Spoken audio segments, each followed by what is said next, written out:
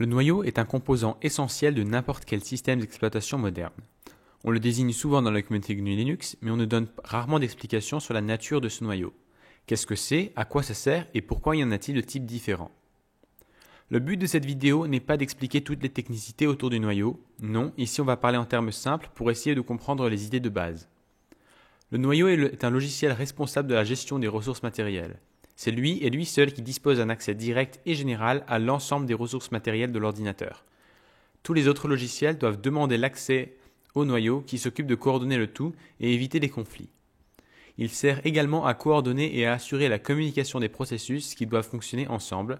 Un programme peut demander les services d'un autre programme.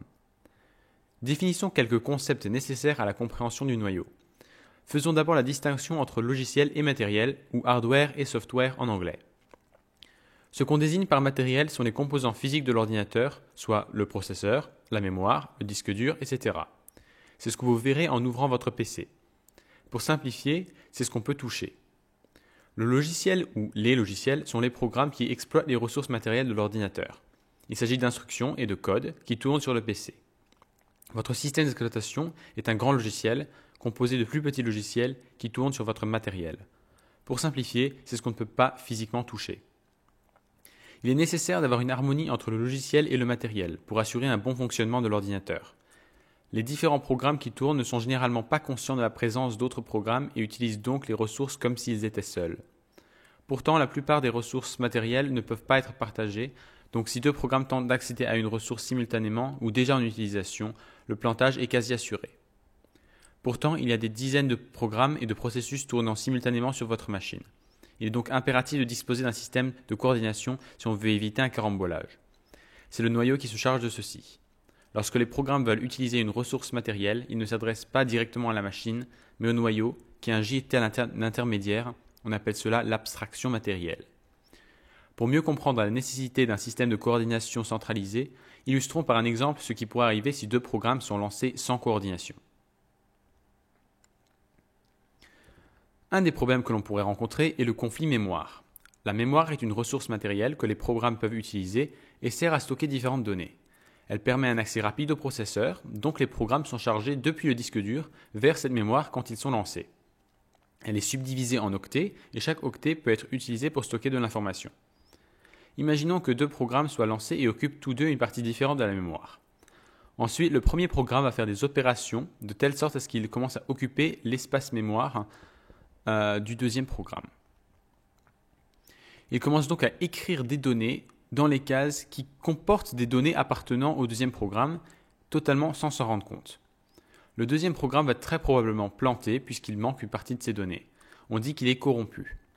Imaginez deux personnes se partageant un tableau noir pour faire des opérations mathématiques et qu'une personne se mette bêtement à écrire par-dessus ce que l'autre a écrit.